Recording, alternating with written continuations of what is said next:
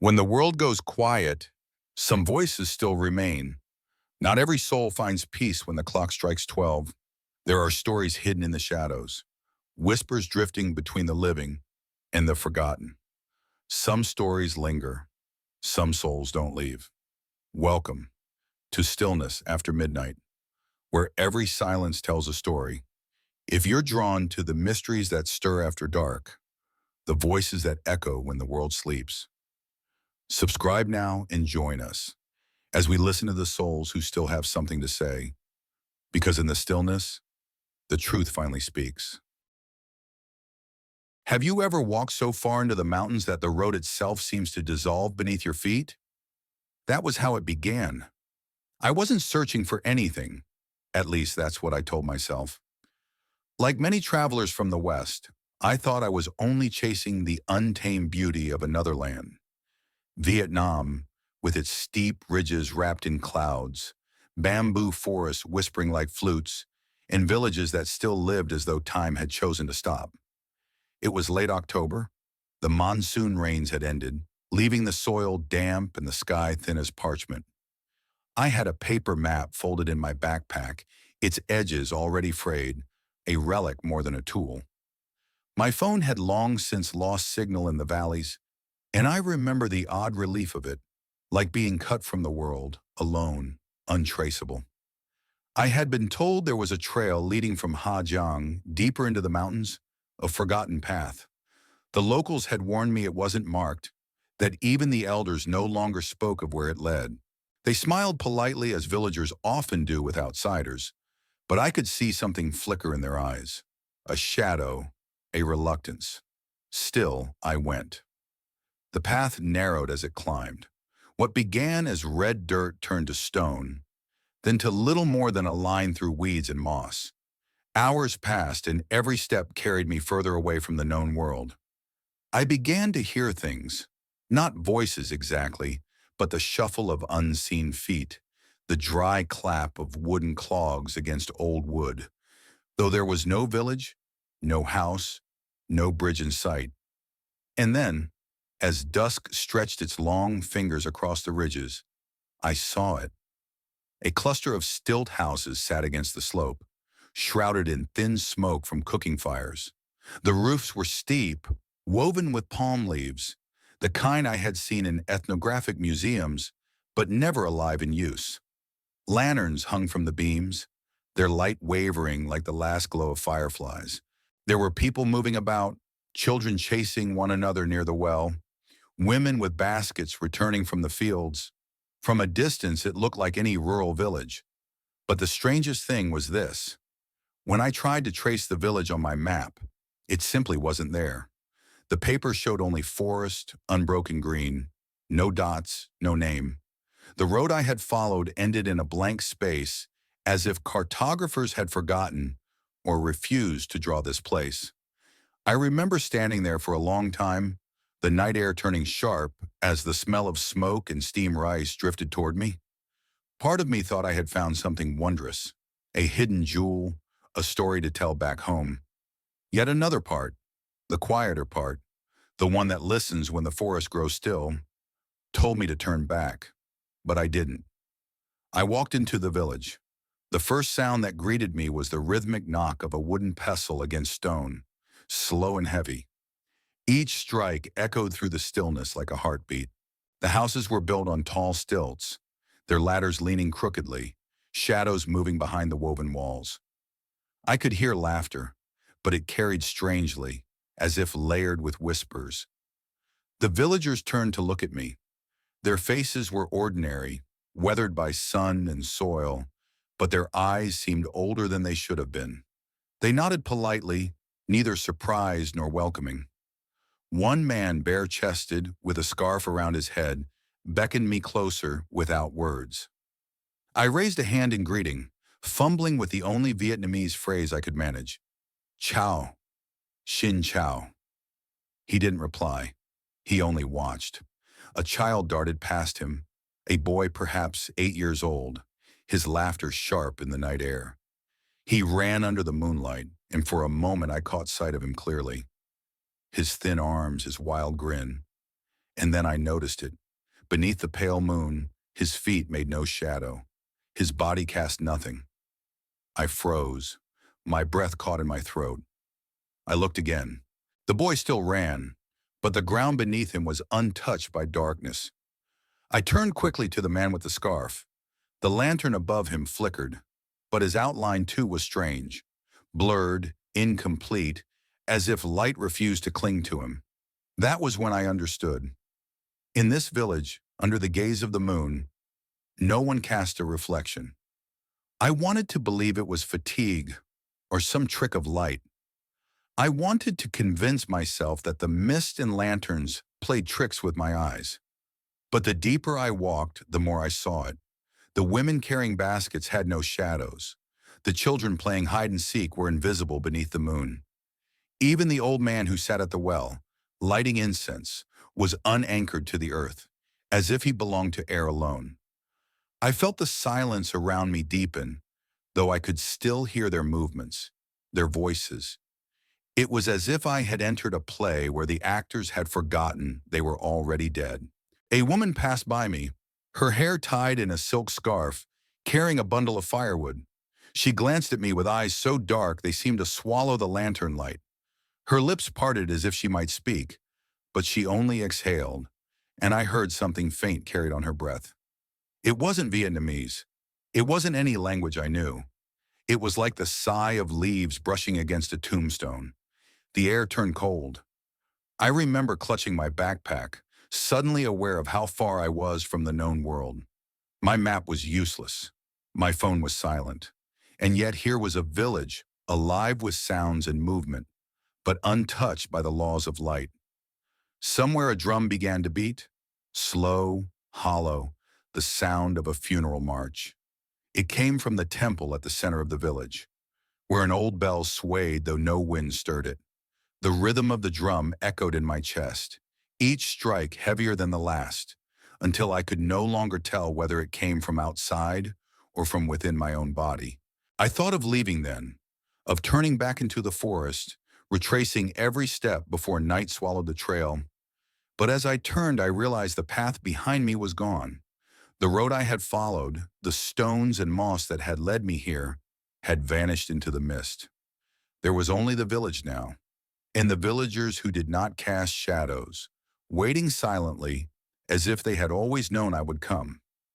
If I am to be honest with you, I didn't believe in curses when I walked into that village. I believed in timing, train schedules, weather patterns, the way a road curves because a mountain refuses to move. I believed in maps, but a map only tells you where someone once decided the world should be. It does not tell you about the places that disagree. The mist gathered low around the stilts as I stood at the edge of the first house. Smoke from cooking fires threaded through it, blue on gray, the smell of boiled rice and something herbal, bitter, clean. A woman lifted a clay pot from the hearth and tilted it, and the flame wavered with a long, patient breath. I watched her hands. They were deft but slow, as if time clung to them like cobweb. She didn't look at me. She didn't need to. I already felt seen. Somewhere behind me the drum continued, a hollow pulse from the temple that rose out of the village like a shadow made of wood. The bell pitched a thin reply, the metal exhausted from so much ringing. Even the insects grew polite around that sound. They paused between chirps. They allowed the drum to pass through them, then resumed as though they knew the rhythm was older than their hunger. I tried to speak to the first person who came near, a boy carrying a bundle of kindling over one shoulder, a string of dried gourds knocking softly against his back. In the lantern's blur, he was all edges and bone, and quick glances. I asked slowly, "Is there a place to sleep?" and pointed upward, toward the houses. He looked past me, not like a child ignoring a stranger, but like someone listening to a far-off voice. Then he nodded and darted away. The gourds clapped quietly, a polite applause for the night. That was how all my questions were answered, without words, with gestures carved by habit. A man in a black indigo shirt smoothed his palm across the air and led me toward a ladder. The ladder's rungs had been worn by decades of feet in wooden clogs. I could almost hear them, those sharp, small knocks from other nights, other years walking ahead of me. Above a woven door hung slightly open, a lantern set on a sill like an eye that had forgotten how to close. I climbed slowly. A house built on stilts carries its own voice. Every board a breath, every nail a throat. It groaned a greeting as I stepped onto the narrow porch. Inside there was not much. Woven mats, a low table where a clay teapot rested in a ring of soot, a hearth where a pot murmured to itself in the language of boiling water. Wind pressed its cheek to the walls and whispered words I could almost understand. A woman sat near the hearth. Her hair was threaded with silver and combed into a bun that shone like wet stone. She looked up and her eyes were not unkind. She gestured to the mat across from her. I knelt and felt the reed fibers give and rise beneath my knees. She reached for the teapot, poured a palm-sized cup for me, one for herself, and set the teapot back in its black halo. "Come on," I said, and bowed slightly. The words were clumsy in my mouth. She did not answer. She held her cup and looked into it as if waiting for a face to appear. When I raised the tea to my lips, it tasted like leaves that had remembered rain. I could feel the heat travel down my chest and slowly unroll in my belly as steam climbed into my head. The village noises paused at the threshold, listened, then carried on. A baby cried somewhere, not with hunger but with sadness, the kind that has no clear reason and doesn't need one. The woman's hands were delicate. They would have been beautiful were it not for the scars along the backs of them, thin lines crossing like old riverbeds.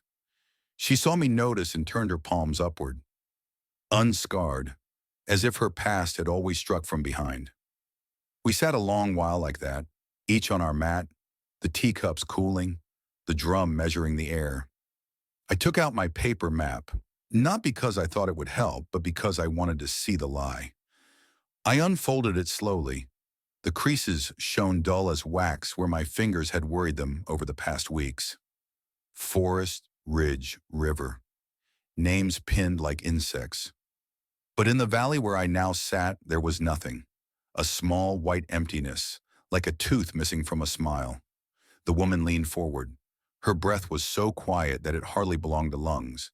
She pointed not to the blank space, but to the paper itself, then to my chest. A warning? A kindness? I couldn't tell. I nodded anyway because when words fail, gestures become a kind of truth. When I glanced toward the open door, the moon had lifted higher, and with it a pale light slid across the floor. It stopped just shy of my knees, as if the house were a boat and that light a hesitant tide. In that light I saw again the strangeness I had witnessed outside. The woman, no shadow. Her cup, no shadow. The teapot, yes, but faint, like a bruise. Some objects agreed to be tethered to the moon. Others had negotiated their freedom. I don't know why I did it. Pride, perhaps, that Western superstition that if you can measure a thing, you have defeated it. I took out my phone and turned it on. No signal. But the camera glowed and became an eye. I raised it, angling the screen so I could see both the woman and myself. The woman was there on the screen, the hearth behind her, the teapot. The woven walls made a patient pattern, but where I should have been, there was a hesitation, a trembling that could not decide between presence and absence. The pixels gathered, broke apart, gathered again. My outline arrived late to my own body, and then, as if embarrassed by its effort, the image steadied. On the screen, I sat opposite a woman whose shadow did not know its place. I breathed out and laughed quietly at my fear. Something in the house laughed back. It wasn't mocking. It was older than mocking. It was the wooden boards remembering the weight of another visitor. The sound came from beneath the floor, a dryness moving across dryness, as though a small creature had learned to wear wooden clogs. Knock, pause, knock. I felt the vibration in my palms where they pressed the mat. The woman set her cup down with both hands. She slid forward and, with a slowness that turned the air into glass, pulled the woven door inward until it closed. The lantern's light grew steadier. Then she looked at me and lifted 2 fingers, then 3, then pressed her palm flat to the floor. Her eyes told the rest. Do not step on the ladder after the 3rd drum. Do not answer a voice that calls from under the house. Do not open the door when the wind asks to come in. She turned to the small altar near the hearth. 3 sticks of incense, a dish of salt, a folded scrap of paper weighted by a stone. She lit the incense and placed it upright in a jar of ash. Smoke rose and wrote the character for silence where we could both read it. The ash smelled like 100 dawns had passed through it. The drums struck, long and low. Once, twice. Between the blows, the village breathed. Then the 3rd blow, which was no louder than the others, but left a bruise on the air. The woman looked at me and held her palm up again. Now you know, her eyes said. Now you belong to this rule. Outside, the wind arrived with polite knuckles. It tapped along the eaves and found the shutters, shook them without rage, only insistence. The door trembled. The lantern flame leaned and then returned to center as if bowing to a guest it would not admit. A man's voice called my name. He said it perfectly, with my mother's exact syllables. Not the name I gave to hotel clerks, but the one she used when I had scraped my knees as a boy and tried to be brave about it. I felt my body almost stand, like a servant who did not want to disobey. The woman's hand touched my sleeve. It had no weight, and yet I could not move. The voice came again, softer now, as if stepping away. It had learned long ago the power in retreat. My name fell through the floorboards, rolled to a corner, and stayed like a marble that would trip any step. I blinked hard and counted the breaths inside my chest. When I reached 9, the voice had grown tired of being kind. Knock, pause, knock. The clogs retreated across the underfloor darkness. I heard the ladder creak, a rung answering to no weight. I counted 10, 11. The drum whispered itself out like a story's last line. And then the village resumed its ordinary sounds, which are not ordinary when you have just earned them. The woman withdrew her hand. I found my voice again, thin and foreign. Who was... She raised one finger. Wait. Another rule. Questions asked too quickly arrive before their answers do, and frighten them away. We sat until the incense sticks had burned to their knees. The ash became a small mountain. The woman spoke then, not to me, but toward the hearth. Jem nay, she said quietly, and it was a kind of permission granted to the dark. I lay on the mat and closed my eyes, because that is what you do when a place gives you its silence to borrow. Sleep did not come. It drifted above me and watched. I listened to the house breathing around me, the bamboo, the dry, slow conversations of insects who believed the world would never change. When I could no longer bear the waiting, I sat up and slid to the door. I did not open it. I only set my eye to the lattice and looked. The moon had lowered just enough to make the village appear to float, the stilts like reeds in a lake of silver.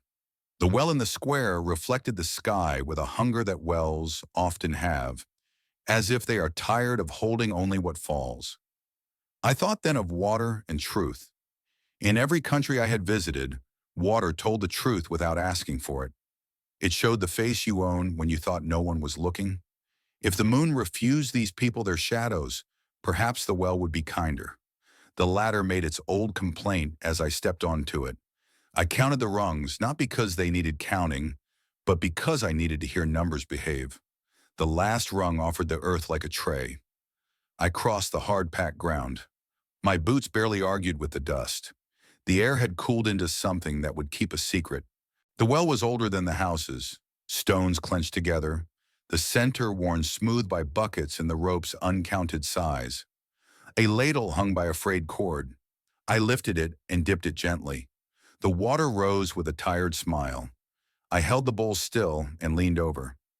At first there was nothing but the moon. It is greedy in water. It rushes to the front. It wants to be the only story. I exhaled and the surface trembled. Behind that trembling, the village arrived. Roof lines, a stray lantern, the rim of the well. My face came last, reluctantly, as if the water were shy to admit it had remembered me. The features were mine, but not entirely. A pallor, yes, that was the moon, but also a thinness, as if whatever had walked from the forest had left something of itself behind with the moss and the stones. I moved my head a little. The water did not move with me. It delayed my gesture like a friend who is reluctant to say goodbye. And then the reflection blinked when I did not. The blink was slow, a rehearsal for sleep. My own eyes remained open. The ladle shook. A clear circle went outward and returned, apologizing. I stayed very still. The surface steadied. In the well, my face watched me with a patience that was not mine. I understood something then that not even a drum could have taught me. The village did not only swallow shadows, it learned how to borrow what it needed. Kong Nen, a voice said behind me, gentle, almost affectionate. Don't. I turned. The woman stood at the edge of the square, wrapped in a dark shawl that had collected every breeze it had ever met. The lamplight behind her made a small nimbus that refused to touch her shoulders. She beckoned, then waited in that slow way that tells you the waiting will last as long as you require. I set the ladle down. The well closed its eye. We walked back toward the house together. The ground remembered our feet kindly. From the temple there came the faintest reply of a bell. Not a command now, but a reminder, like a teacher tapping a desk with a finger to mean, continue, but more quietly. Inside, the woman stooped to the altar again and placed a tiny pinch of salt on the folded paper. The lantern agreed, brightening the width of a sigh. She looked at me and, for the first time, spoke a sentence I understood without knowing the words. In any language it would have meant, this place was once named. It had a name the way a child has a name. Spoken often, laughed across courtyards, stitched into shirts for luck. But a name can be taken if the world is rushed enough, angry enough, and sometimes, by agreement or by forgetting, the map obeys that theft. She pointed toward my backpack. I understood. The map again. I unfolded it and smoothed it on the floorboards. The paper had grown soft from the heat. Where the blank space had been, a faint ink bloom now rested, as if the paper had been drinking in some rumor through the night. Not letters, not fully. Lines trying to be lines. And there, unless the lantern was playing tricks, a mark shaped like a small cross, made perhaps by a pencil too tired to completely obey its hand. Next to the cross, not written but implied, a date gathered in my mind the way water gathers under a house when the rain pretends to be patient. 70 years ago, the woman saw my eyes and nodded, the smallest motion the body can make while still being honest. She touched 2 fingers to her brow and then lowered them to the floor. We live with it, the gesture said. We live beneath it. Wind brushed the shutters again. Somewhere out there, a child laughed in a voice that had not yet learned its own sorrow. The laughter faded like a kite that refused to land. I lay back upon the mat and stared at the woven ceiling. In its pattern, I saw a road that vanishes and returns, and each return is not the same road. The house sighed, which is what a house does when it finally decides to trust you enough not to ask who you are and why you have arrived in the middle of its oldest night. On the edge of sleep, if what came was sleep, I heard the clack of wooden clogs, stepping very carefully across a world that did not require them anymore. They paused at our door. The lantern did not move. The drum did not speak. The clogs waited only long enough to confirm that waiting was still possible, and then they went on, toward the temple, toward the bell that understood history better than anyone still breathing. When I woke in the gray before dawn, the map at my side had dried into certainty. The cross remained, and with it the faintest ghost of a name, one I could not read, but which felt on the tongue like a word for forgetting that refuses to be forgotten. I folded the map. Outside, roosters argued with the morning. The woman was already at the hearth. She did not look up. She did not need to. We had both heard the night, and it had heard us. I rose, went to the door, and opened it to the cool breath of the world. The village beyond the mist was clearer in daylight, and yet the clarity did not reassure. It only sharpened the edges of what I had not imagined but had finally entered. The people moved with quiet assurance between houses and fields that were not supposed to exist. The well kept its secret, the temple kept its promises, and the map, folded in my pocket, had learned to remember what it had been asked to forget. It is said that the mirror tells no lies, but what if the lie is not in the mirror, but in the face that fails to arrive? By morning, the village returned to its rhythm, an illusion of peace that settled like fine dust on everything. Roosters crowed as if to convince the world it was still alive. Smoke curled from the chimneys. The clack of chopping wood echoed from behind a house. But now I saw it all differently. Once you see a truth, even if it's not spoken aloud, you begin to hear it in everything. The villagers moved through their chores with the precision of ritual.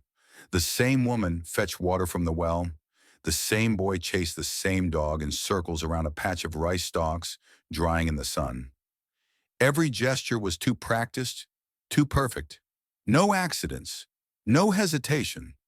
It was as if they were caught in a loop, a performance for an audience long gone. I decided to explore, though something inside me whispered against it. I stepped through the narrow spaces between houses, where the bamboo walls leaned in too close and the wind carried smells that had forgotten their names. A woman passed me carrying a woven basket filled with chilies. She nodded, but her face was hollow, cheeks sunken in a way that made the skin fold like a mask not properly worn. Her smile appeared late, like it had been summoned, not felt.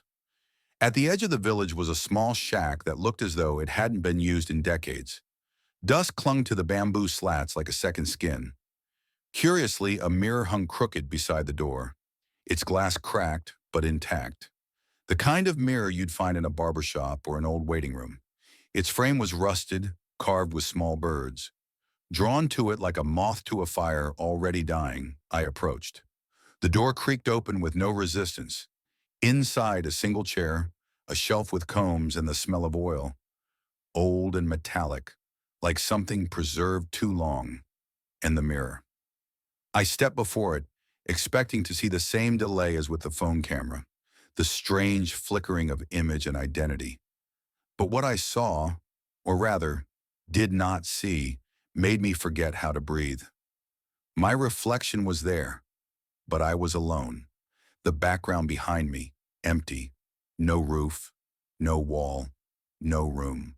Only a blur of light, as if the mirror could not decide where I was. And worse, something was behind me, not visible in the room, not audible with the ears. But there, in the mirror, it stood close to my back, just far enough for comfort, just close enough for fear. A blurred figure, neither tall nor short, not shaped by gender or time. I could not describe its face because I could not truly see it. Yet I felt it see me. I turned around sharply. Nothing.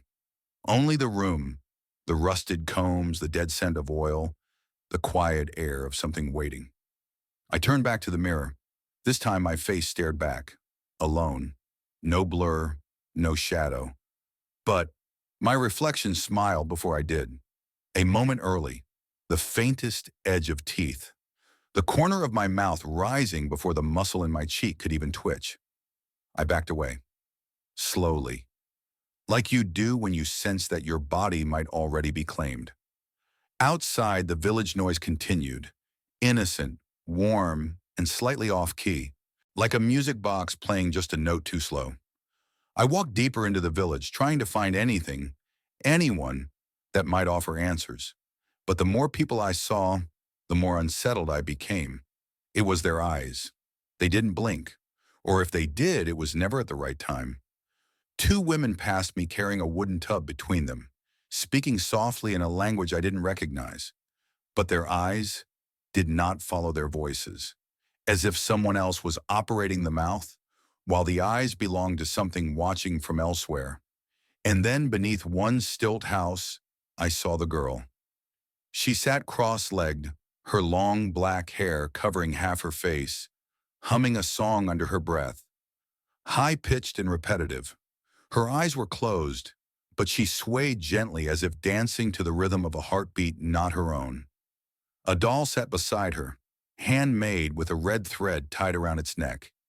Its face had no features, only a rough outline stitched in white thread. The girl held one of its hands.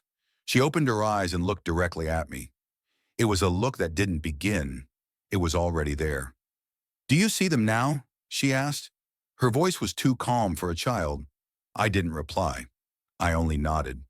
"They don't know they're gone," she whispered, stroking the doll's head. "The moon won't show them. The well doesn't answer them.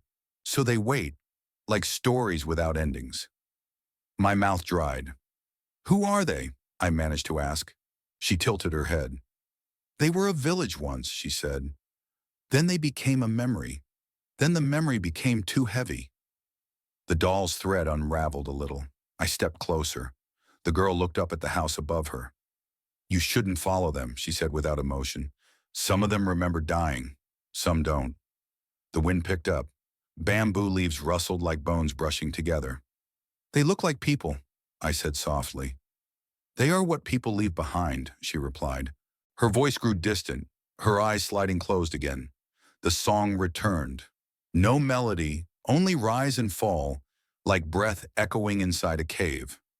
I walked away. Each face I passed afterward made me uneasy. A man sharpening a sickle didn't look up, but his lips moved in prayer. The rhythm was wrong, like someone repeating words long after forgetting their meaning. Two boys kicking a ball back and forth, the same pass every time, same laughter, same small stumble, a loop. And none of them had reflections. Not in the well, not in the windows, not under the sun, but something did.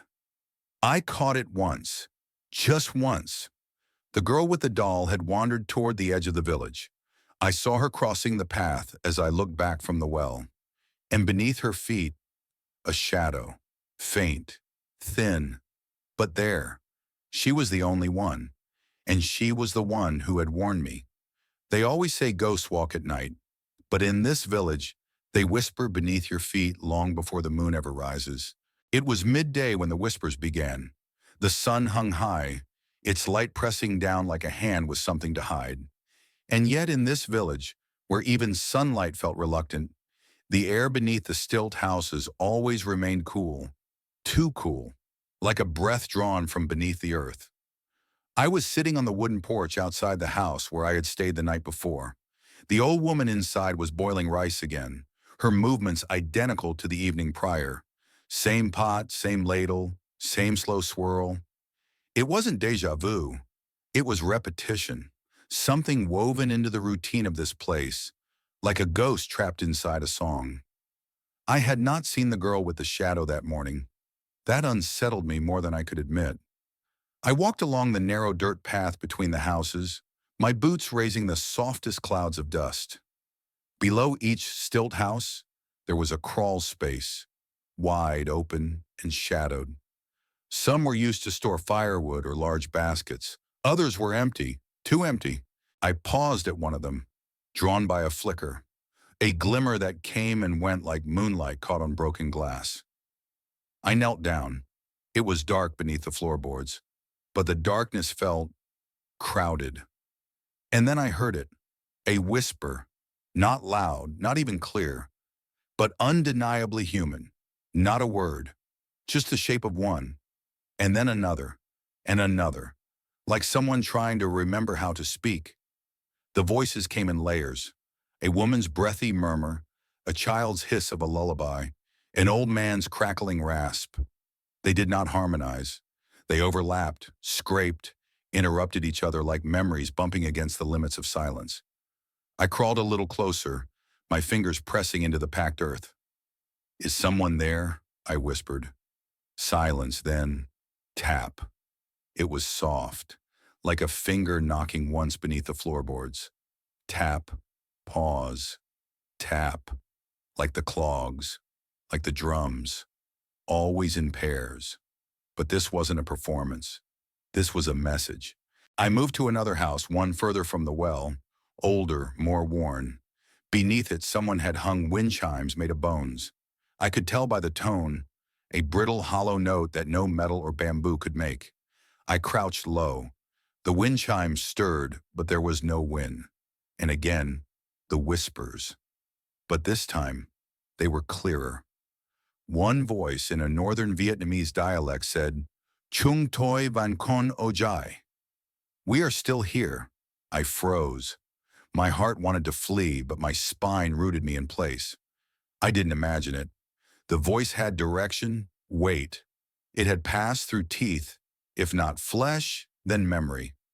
I took out my small flashlight, flicked it on, and cast the beam under the house.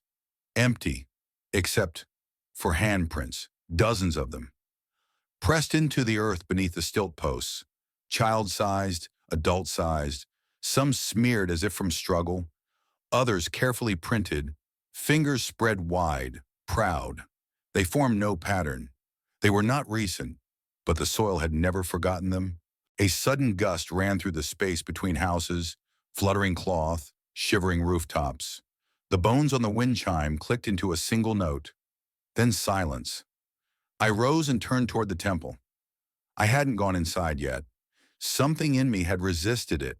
Like standing before a closed coffin you're not ready to see open. But now, I had no choice.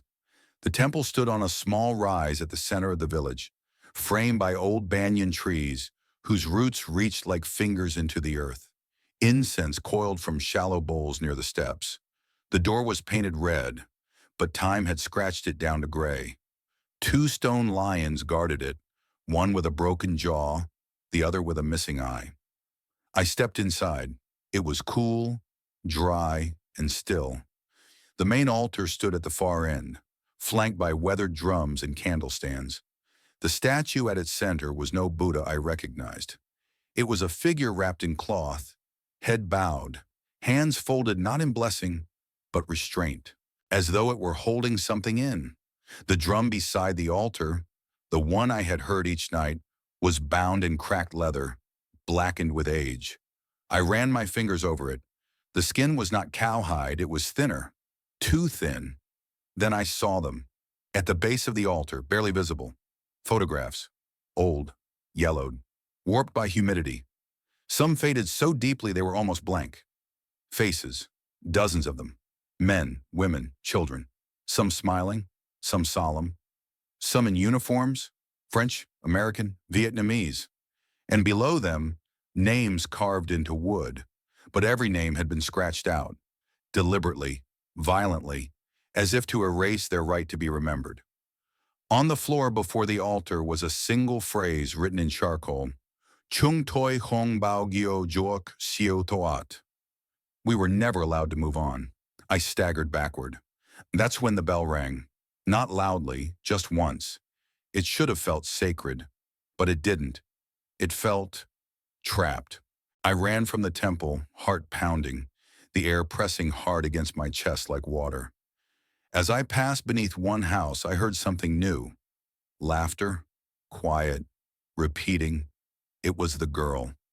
She was there, beneath a stilt house near the forest edge, her doll cradled in her lap. "Do they whisper to you?" she asked without turning her head. I nodded. "They remember more than they're supposed to," she said. "Even the dirt remembers." She stood up slowly. Her eyes were older than her face. They tried to erase us. The war, the fire, the silence afterward. But a memory hides, sometimes beneath floors, sometimes in faces. I looked at her closely. Her shadow lay long behind her, even as the sun sat almost directly above. I asked quietly, "Are you like them?" She turned. "No," she said. "I remember. That's what makes me different. They only repeat."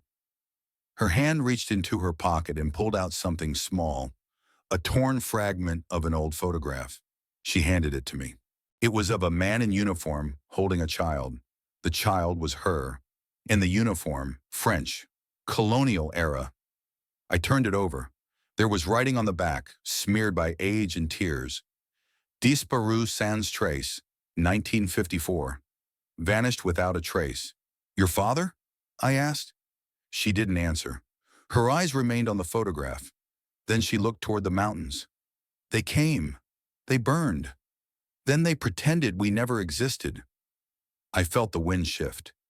They buried us under silence, she whispered. But silence grows roots. And then she walked into the forest. I didn't follow. That night I could not sleep.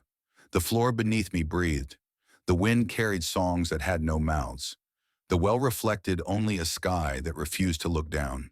At some point past midnight I heard them. The whispers. But this time, they were beneath my room. Soft. Close.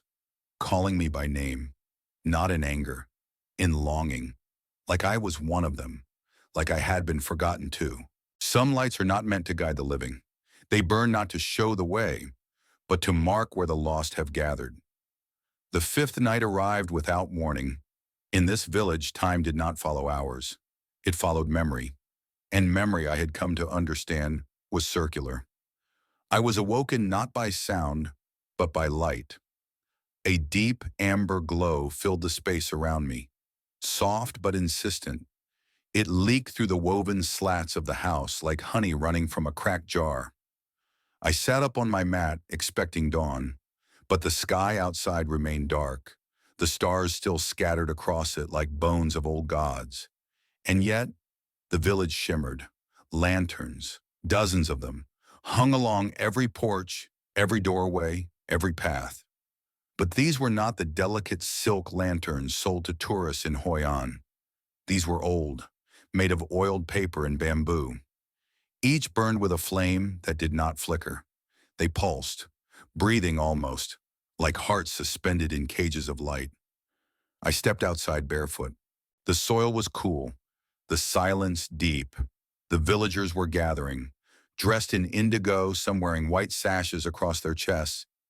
Each carried something in hand. Offerings, bowls of sticky rice, bundles of incense, jars of river water sealed with wax. No one spoke. It was not mourning. It was remembrance. And something deeper, something older than grief. They moved like river currents, flowing toward the temple. I followed, keeping my distance. As I passed beneath the houses, I noticed something new. For the first time, shadows had returned, faint and thin, but visible. The villagers cast them in the lantern light. Not beneath the moon, but beneath this strange illumination. Their bodies were once again tethered to the world. But their faces, those still did not quite fit. There was a hollowness behind their eyes. Not sadness, but vacancy. The kind of gaze you see in people who are rehearsing a role they no longer believe in. I reached the square. The temple stood open, the double doors wide as a wound. Inside, the statue with the veiled face awaited, draped tonight in crimson cloth. Around its base, the villagers placed their offerings, one by one in silence, each bowing 3 times, each lighting a stick of incense and pressing their foreheads to the floor. I stayed in the shadows, watching, and then she appeared. The girl with the doll. She did not carry an offering. She carried the lantern. It was small and made of darker paper than the others, blackened at the edges, with symbols painted in faded gold. The flame inside was pale blue, and it did not move. No smoke, no heat. Just a stillness that unnerved every instinct in my body. She walked slowly toward the altar. The villagers parted, giving her a path, but none looked at her, as if she were both revered and feared, a sacred interruption. She stopped before the veiled statue and turned. Her eyes swept the room until they found me, and she nodded. Not to summon, to warn. Then she raised the lantern, holding it high with both hands, and chanted something I could not understand. It was not Vietnamese, not French. It was something older, a language of bone and breath. The flame inside the lantern flared, not brighter but wider, casting a sudden shimmer across every surface of the temple. And for one brief moment, the villagers changed. Their faces shifted, no longer pale or vacant, but weathered, bloodied, burned. as if the lantern revealed not what they were, but what they had been when they died. A man's uniform torn at the chest, bayonet wound gaping like a second mouth, a woman clutching a child wrapped in blood-stained cloth, a boy with half a face, eyes still open. And then, the flame contracted. The vision vanished. The villagers bowed again, deeper now, their hands trembling. The girl turned and walked slowly out of the temple, the lantern still glowing. This time I followed. She led me beyond the rice paddies toward the edge of the forest where the trees formed a canopy so thick the stars disappeared. We walked in silence, the only sound the distant murmur of insects and the soft crunch of dry leaves beneath our feet. Finally, she stopped. Before us stood an ancient shrine, stone steps, moss-covered tiles, and a gate barely held together by age. Red ribbons tied to the branches above fluttered despite the still air. She turned to me and spoke. This is where it began. Her voice was calm, tired, like someone who had told the story too many times. They thought killing us would erase us, but remembrance is a stubborn thing. It lives in the dirt, in the breath, in the light. She lifted the lantern and set it gently atop the altar. The lantern was lit the night they came. The soldiers, foreign, angry, afraid. We had no weapons, only prayer. She looked down. They didn't want a battle. They wanted silence. I swallowed hard. How many? She didn't answer with numbers, only this. Enough to fill every house, enough to echo in every drumbeat, enough to forget a village, but not the guilt.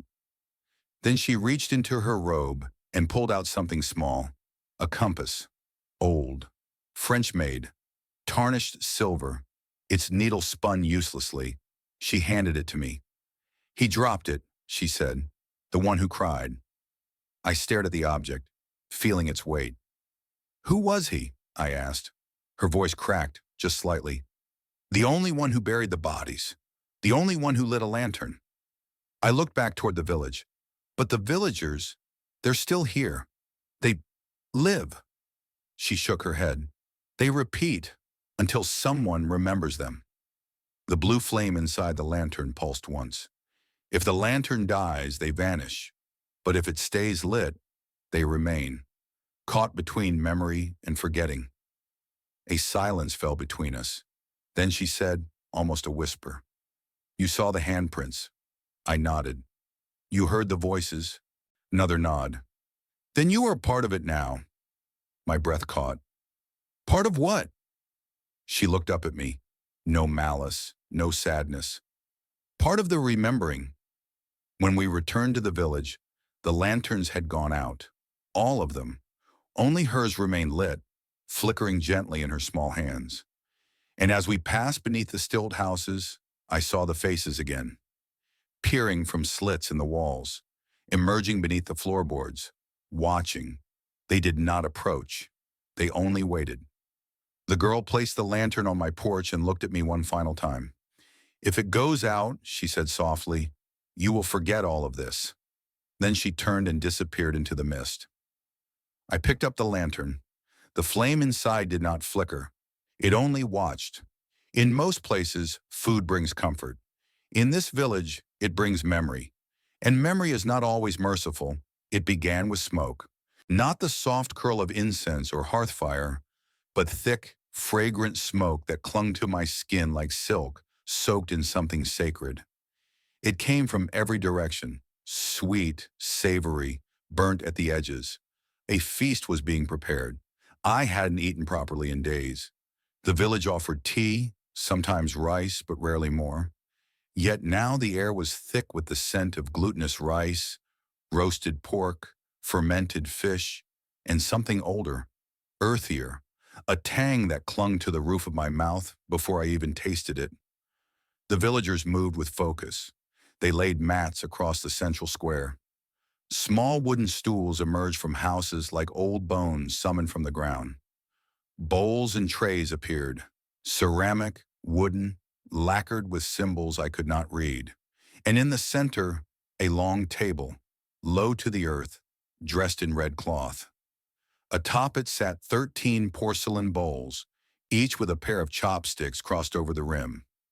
In front of each bowl, a candle flickered, not with flame, but with blue smoke. The girl was there, watching. She nodded to me once, then turned her eyes to the sky.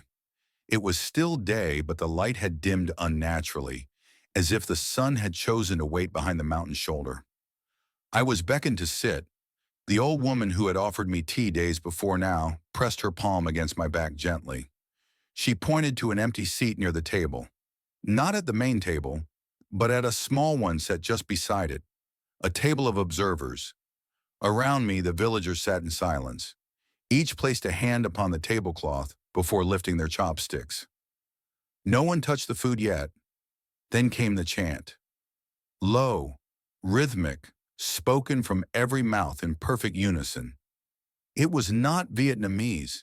It was older, like the language of stones cracking in heat, of wood settling after a long winter. I didn't understand the words, but I understood the intention. They were calling something, or someone. The wind changed. It didn't blow. It entered, as if the air itself were pulling something from the ground and pushing it into the space between us. The candles turned inward. Their blue smoke curled toward the bowls. And then, the food moved. Not visibly, not violently, but subtly. A slight shift of steam against gravity. The rice pulsed. The pork shimmered. The fermented fish twitched as if disturbed by breath not taken. No one flinched. They began to eat, not greedily, not mechanically, but with ritual. Each bite deliberate, each chew slow, as if every motion were being witnessed. I did not eat, not because I wasn't hungry, but because something was already feeding, through them. Then I saw it. Their shadows were back again. But they were wrong. They didn't mirror the villagers. They moved differently. A man lifted his bowl, but the shadow did not. A child chewed, but its shadow remained still, watching. I stood. The girl looked at me across the firelight and nodded again, as if to say, "Now you see." She approached. Her doll dangled from her fingers. She sat beside me on the ground. "They're not eating for themselves," she whispered. "They're eating for those who can't." I looked at her. "The dead?" She tilted her head. "No, the forgotten." She gestured to the empty seats at the main table. "The ones whose names were erased, whose faces blurred from photos, whose graves were never marked. They are hungry." One candle suddenly went out. No wind, no breath, just a puff, an absence. The man who sat behind that bowl slumped forward. Not violently, just surrendered. The other villagers didn't react. They simply slid his bowl away and began to chant again. The girl didn't blink. "He remembered too much," she said. I looked at the man. His chest still rose and fell, but his eyes were open, unfocused, and his lips moved silently, as if answering questions asked from beneath the earth. The girl stood. "They think this keeps the balance. If the dead are fed, the village remains." I stared at her. "And if they're not fed?" She didn't answer. But I already knew. That night the feast continued long after the stars disappeared. I wandered through the village, the taste of ash and salt clinging to my throat, though I hadn't eaten. The blue candles still glowed across the doorways, marking every house as a shrine. I passed a window. Inside, a family seated on the floor, all facing an altar. But they weren't praying. They were silent, still. The food before them had not been touched, but their eyes were weeping. Tears ran silently down each face, though no one moved to wipe them away. I stepped back. Another house, another window. This time the girl again, sitting cross-legged, her doll in her lap. She was looking into a bowl of rice, not eating, just watching. And the rice was disappearing, sinking grain by grain into the bowl, eaten by nothing. I turned and ran. At the far edge of the village, I stopped beneath the banyan tree. The old shrine stood silent. The lantern I had seen the night before now dimmed, and then I saw them. Figures, dozens, emerging from the trees. But they weren't villagers. Their clothes were torn. Some wore French helmets, others simple rags. A woman carried a baby wrapped in stained cloth. A boy with bandaged eyes held a toy made from bamboo. They walked slowly, silently, toward the village. I froze. They passed through me. Cold, not painful, but wrong. They were not ghosts. They were echoes. Memories so starved they had learned to move again. They reached the square, approached the empty bowls on the table, and without mouths they began to eat. Not food, presence. The villagers did not resist. They remained seated, heads bowed, offering themselves. This wasn't a feast. It was communion. I returned to the house just before dawn. The old woman waited at the door. She looked at me, her eyes softer than ever before. She held out a bowl of rice and a piece of salted fish. "Eat," she said gently. "If you leave hungry, they'll follow you." I didn't want to, but I knew she was right. I took the bowl, ate in silence, and as I swallowed the final bite, I felt something shift. Not in my stomach, in my memory. A name, not mine, not Western. A name spoken in a language I didn't know how to speak, but suddenly understood. I whispered it aloud, and far away, deep in the forest. Something whispered it back. Children laughed the same everywhere. That's what I used to believe. But in this village, their laughter sounded like glass. Beautiful, fragile, and already broken before it reached the air. It was on the 6th morning that I began to notice it.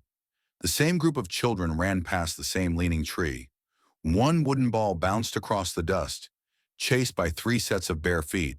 The girl with the red thread in her hair clapped twice and shouted something in Vietnamese, her voice rising like a bell above the quiet roofs. The same moment, the same steps, the same rhythm. On the 7th morning, it happened again, identical. The same child tripped at the exact same spot. The same boy laughed too loud, and the same girl stopped to adjust her sandal, even though it hadn't come loose. I stood on the porch, watching, listening. It wasn't just déjà vu. It was rehearsal, repetition without reason. They weren't playing. They were remembering. Later that afternoon, I approached them. The red thread girl stood at the edge of the group, her arms crossed over a bamboo doll. She couldn't have been more than 8, but her posture was ancient, like someone waiting for a delayed apology. "Are you playing a game?" I asked gently. She looked at me and smiled. "No," she said. "We're waiting for the bell." "What bell?" Her eyes shifted toward the temple. "The one that said we could go home." I crouched beside her. The boy who had tripped earlier kicked the wooden ball toward her feet. She didn't move. It rolled past without a sound. "When was the last time it rang?" She thought for a moment. Then she said, "A very long time ago, before the sky stopped listening." The next day, I followed the children into the forest. They took a narrow path hidden behind a cluster of bamboo, one I hadn't seen before. We walked in silence, the dust of old leaves clinging to our ankles. At the end of the trail stood an old clearing. In its center, a rusted swing set, colonial style, iron nearly consumed by rust and vines. One of the swings moved slightly, creaking in rhythm, though the air was still. The children formed a loose circle and began to sing, not with joy, not with mischief, but with ritual, a counting rhyme, slow, deliberate. 1 star shines, 2 stars shine bright, 3 stars, don't lose your light. The words were unfamiliar to me, but the melody was instinctively human, something ancient that had passed between generations like breath. As they sang, they began drawing in the dirt. Simple shapes, houses, birds, a river, always the same pictures, always the same order. I stepped forward. The swing groaned louder. All of them turned toward me at once. "Why are you here?" a boy asked, not unkindly. "You don't belong here," another said. You ate the rice, the red thread girl added. Now the village remembers you. I didn't know what to say. She looked at me closely. You think they're alive, she said, but they aren't. My mouth felt dry. Then, what are they? They're what remains after you forget how to grow up. She pointed toward the swing set. We were playing when the men came. They said we were too loud, that our parents were hiding things. We didn't understand. Her fingers tightened around her doll. They stopped the noise. That evening, I returned alone to the clearing. The children were gone, but the swing still moved. One steady creak, back and forth. On the ground beneath it lay a small book. I picked it up carefully. The cover was water-stained, the pages swollen with age. Inside were scribbled drawings, crude houses, trees, stick figure families. At the bottom of one page, written in uneven handwriting, was a single line. If the teacher doesn't find me, I'll study alone. I closed the book and wept. That night I dreamed of chalk dust, of warm rice porridge, of a classroom with no walls, of a teacher's voice calling names that no longer had bodies to answer. In the dream, the red thread girl turned to me, older, worn, tired beyond years, and she whispered, "Don't let us become a story without a name." When I awoke, the swing had stopped. The book was gone, but in the stillness I heard a voice, soft, patient, waiting. "Teacher," it whispered, "we've finished our lessons. Are you coming back?" Temples are built for prayer, but this one was built to contain a memory, and memory, when sealed too long, begins to rot. The temple had always unnerved me, not because it was grand or imposing. In truth, it was modest. Wooden beams, red-tiled roof. Its doors always opened at twilight, its bells silent unless the dead required attention. What unsettled me was what I could not see. There were no monks, no caretakers, no chants rising at dawn, no gongs marking the passage of time. And yet the temple was always clean, always lit by incense, always prepared for a ceremony that never seemed to end. I had passed its threshold before, during the night of the lantern ritual, but I had never explored it in daylight. Never dared walk beyond the altar, until now. It was early morning. Mist still clung to the edges of the village, reluctant to return to the sky. The temple stood silent, framed by the arms of an ancient banyan whose roots curled like the fingers of a buried giant. The bell above the threshold didn't move. The floorboards creaked beneath me as I entered. It smelled of time, thick, sweet, and dusted with decay. Smoke drifted from half-burnt incense sticks, though no one had lit them. The statue remained at the altar, a figure veiled in crimson cloth, hands bound together in a gesture I no longer saw as prayer. It looked like restraint or surrender. Offerings sat untouched, bowls of old rice, dried fruit, thin slips of paper with calligraphy faded to ghost marks. Everything was in place just as before, except the air.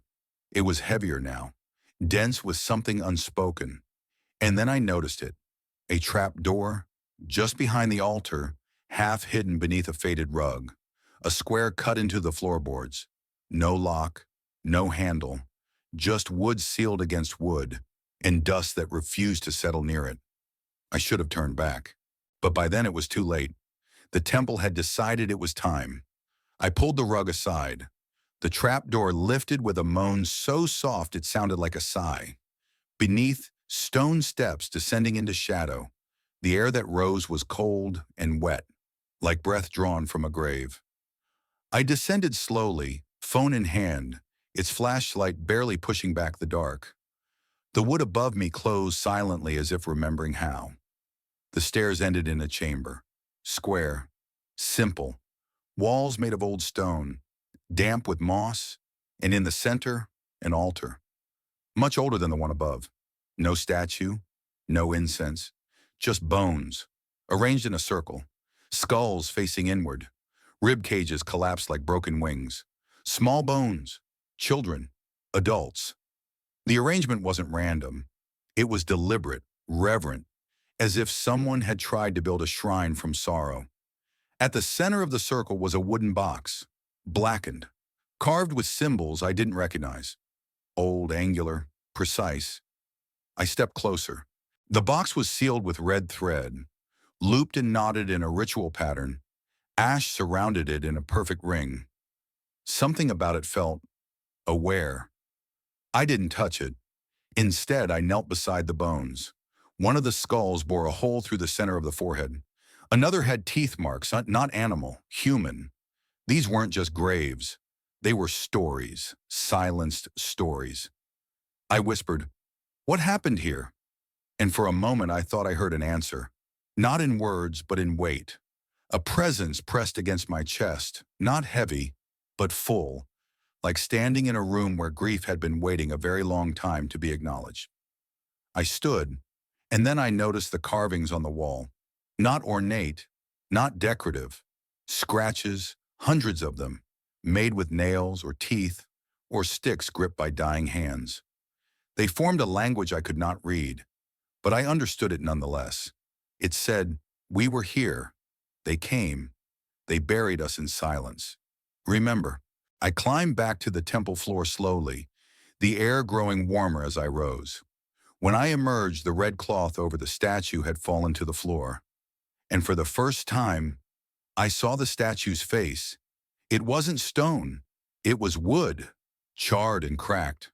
The face was featureless, a blank oval, as if identity had been burned off, erased, and tied around its neck was the same red thread used to bind the box below. I stepped back. The temple groaned, not in protest, in relief, as if it had finally been seen. Outside, the villagers had gathered. They stood silently beyond the temple steps, not speaking, not moving, just watching. The girl with the red thread braid stood at the front. She looked at me. "You went below," she said. I nodded. "You saw them?" "I did." She stepped forward. The villagers parted around her like wind through tall grass. "We weren't meant to be remembered," she said softly. "But someone lit a lantern." Her eyes fixed on mine. "And you opened the box." "I didn't touch it," I said. She tilted her head. "But now, it knows you." That night, I could not sleep. I sat beneath the stars, the village quiet behind me. No drums, no voices, just the sound of the wind returning to its old paths. I opened my notebook and tried to write, but the pen shook in my hand, because I realized something.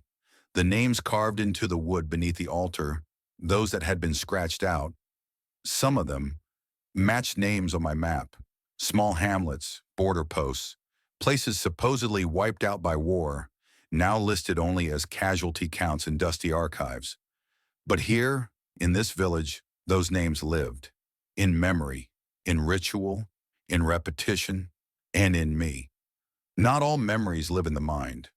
Some linger in the air, waiting for someone with lungs soft enough to inhale them. And when you do, they take you back. It began with the drums. I heard them around midnight, soft at first, distant, like thunder far beyond the mountains. But as I sat up on my mat listening, the rhythm grew sharper, closer. Not the temple drum. These were different, hollow, rapid, military.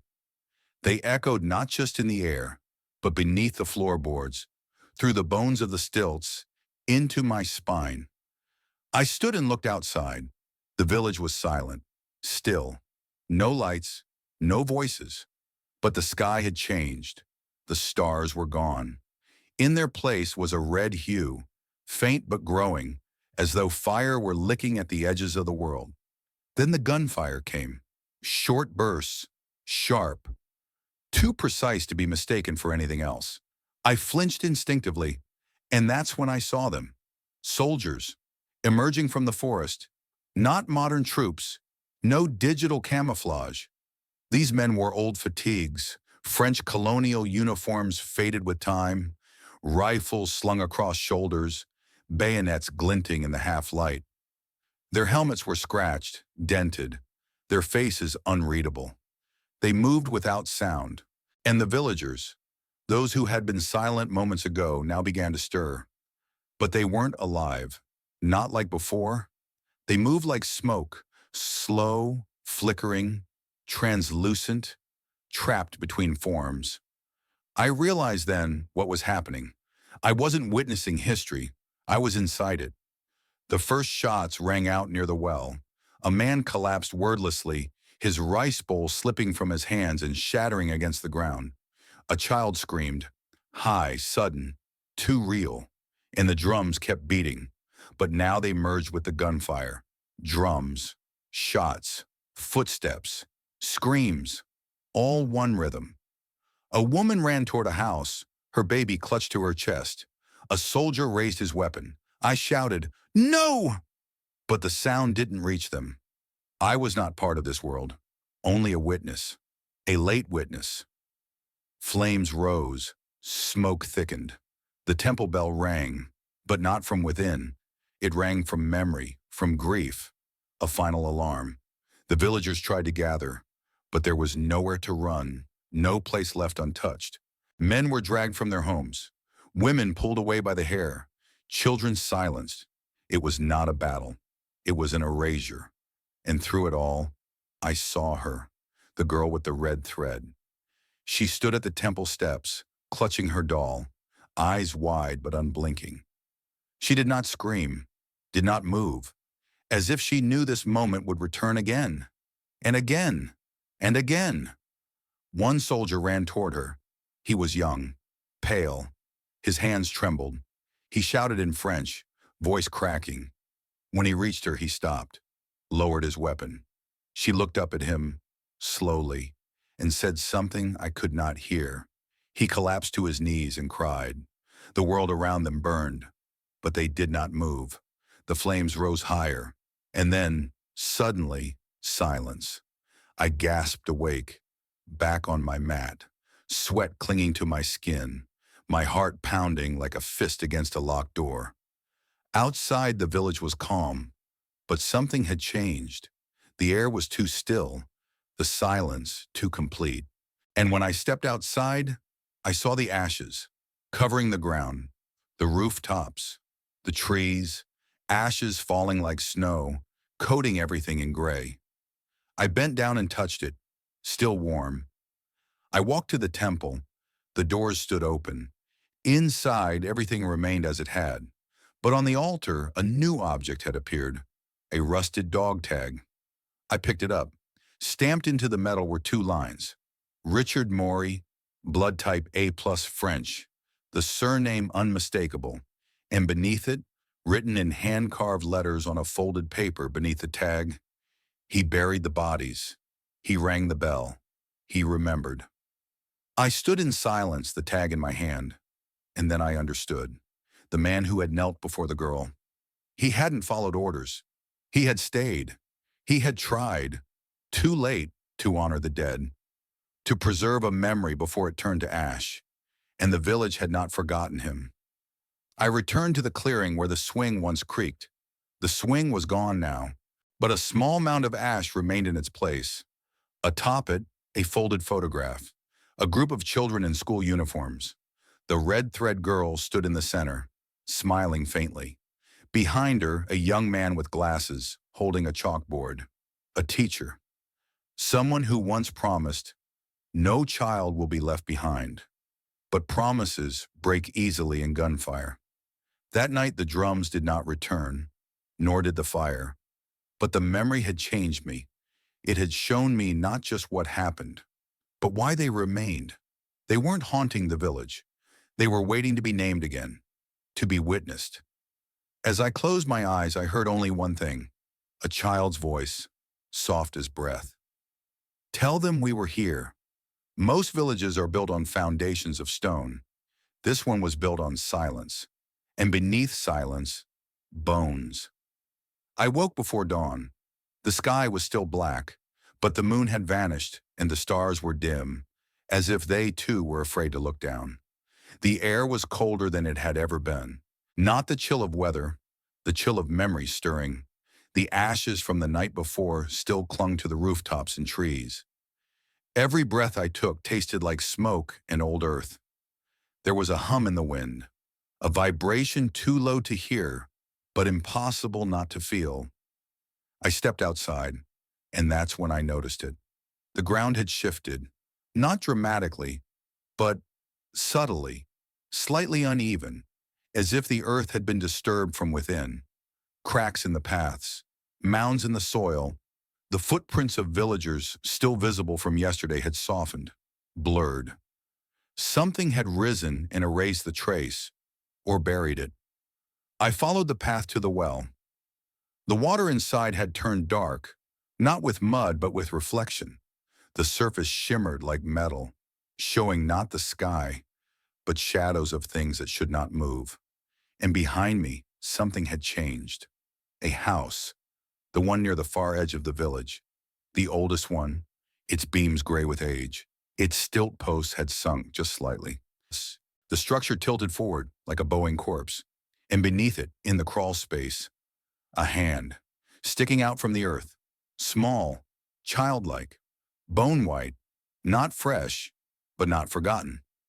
I ran, to the square, to the temple, anywhere, but the same pattern repeated, behind each house, beneath each floor, beside each rice basket. Bones, fingers, skulls, ribs curved like sleeping serpents. The village wasn't just haunted, it was the grave. The stilt houses had been built on top of the dead, not to honor them, but to hide them. I stood in the middle of the square, surrounded by silence, my heart beating too loudly. And then I heard it, the sound of sweeping, soft, steady strokes, a broom brushing dirt. I turned. The old woman, my host, was standing just outside her house, sweeping the ashes from her porch, her face calm, her hands slow. She did not look at me. "What is this place?" I whispered. She didn't answer, so I stepped forward. "What are these houses built on?" She paused, then said softly, "Names." I swallowed hard. "Names," she nodded, still sweeping. "They were taken away, so we built above them. We thought, if we lived where they died, maybe they wouldn't leave." I walked the village again, this time looking not at the faces, but at the foundations. Each home had small markers carved into the wood, symbols that looked like tally marks. 1, 2, sometimes 6. I didn't understand, until I saw the girl. She stood near the temple wall, drawing circles in the dirt. "They're graves," she said, without looking up. "The marks, one for each soul beneath the house." I looked around. There were hundreds. "Why are they rising now?" She paused. "Because the village is forgetting again. You were supposed to help us remember, but memory fades." Her voice dropped. "They can't wait anymore." That evening, I heard the first creak, not of a door, but of earth. A heavy, hollow shifting beneath the square. The villagers gathered in silence, but their faces had changed. No longer vacant, no longer dreamlike. They looked tired, terrified, as if they too had just remembered what lived beneath their feet. The temple bell rang once, not struck, rung by something unseen. The girl turned to me. "It's starting." "What is?" "The uprising." The ground near the well broke first, a crack, long and jagged. Then came the hand, the same one I'd seen earlier. But this time it moved, it clawed its way upward. Then another, and another. All across the village the soil trembled. Bones rose, some full skeletons, some broken, some missing heads, all reaching upward, as if grasping for something they were promised and never received. The villagers did not scream. They knelt, hands to the earth, whispering names, not prayers, confessions. I didn't know what to do, so I did what they did. I knelt. I whispered a name, one I didn't even know I knew, and the ground beneath me settled. The bones near my feet paused and turned away. That night no lanterns were lit, no drums, no bells, just silence. The kind of silence that lives in cemeteries after rain. The girl stood beside the well, her eyes darker than the sky. You see now, she said. I nodded. The village is not cursed, she whispered. It is buried. Every curse needs a vessel, not to hold it, but to keep others from spilling it. The village did not wake with the sun that morning. There were no footsteps on the paths, no sweeping of porches, no sound of wooden clogs against the floorboards. The rice stayed unharvested. The incense at the temple had burned out. It felt like the moment after a funeral when grief is no longer dramatic, but dense. I stepped out into the square. No one looked at me. They looked past me, or through me, as if they knew what was coming and were already mourning it. The girl stood at the center of the square, her red thread braid now unraveled, loose hair tangled around her shoulders. Her doll was gone. In her hands, she held the lantern, still burning, still blue. She didn't look at me until I spoke. What's happening to the village? Her voice was calm, but her hands trembled. It's unraveling. Why now? Because the memory is breaking apart. The names are dissolving, and the dead are starving. She looked at the lantern. I've held them here, but I can't anymore. I took a step closer. Who are you? She paused, then said, I was the last child who died here, the last to remember her name. Her voice cracked slightly. They built the village on top of us, but someone had to stay beneath. She turned and walked toward the forest. I followed. The trees opened for her like pages in a forgotten book. We walked in silence, the lantern guiding our way. We arrived at a clearing I had never seen before. A stone platform worn down by time. At its center, a circle of red thread, woven into the ground. A ritual seal. She stepped into it, and everything around us stilled. No birds, no wind, no insects. Just breath. This is where the curse was bound, she said. Not by magic, by forgetting. She looked at me. Do you know what happens when no one remembers you? I shook my head. You remain, but not as you were. You become residue, echo. Her eyes shimmered. I chose to stay, to remember, to carry their names. But why you? I asked. Because I saw what they did. I watched. I didn't close my eyes. She knelt and placed the lantern at the center of the seal. If the light dies, she said, they all vanish. Not just the cursed. Everyone. Even the story. Even me. I felt cold. Then keep it burning. She shook her head. I'm forgetting. Her hands trembled. I've held on for 70 years. But the longer I carry them, the less I am myself. I don't remember my favorite food or the sound of my mother's voice. Only theirs. A tear slid down her cheek. I've carried the village, but I can't carry it alone anymore. Then she looked at me, directly. You ate the food. You walked the paths. You heard the drums. I took a step back. No. You saw the children. You held the names. You opened the door. Her voice deepened, not louder, but more certain. You are no longer just a traveler. You are a witness. I shook my head. I don't belong here. But you do now. She stood and lifted the lantern. Take it. I didn't move. If no one holds it, she said softly, we become a myth. The forest darkened around us. From the trees, figures began to emerge. The villagers, the dead, the nameless. They stood in a circle, watching, waiting. I reached out, touched the handle. The blue flame flickered. Once, and I saw it all. Every death, every scream, every plea unanswered, every child buried, every house built on their bones. The entire weight of 70 years rushed into my chest. And then, silence. The girl smiled, just barely. You remember now. She stepped out of the seal. The red thread snapped beneath her feet. She began to fade, her body softening into air. Thank you, she whispered, and then she was gone. I stood in the circle, the lantern in my hand, alone. Except I wasn't. Around me, the villagers bowed. One by one, they knelt.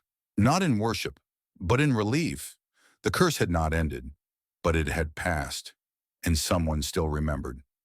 Maps are built to define the world, but sometimes the world refuses to be defined, and sometimes what is forgotten is not lost, only waiting for someone to carry its name. I left at dawn. The villagers didn't say goodbye.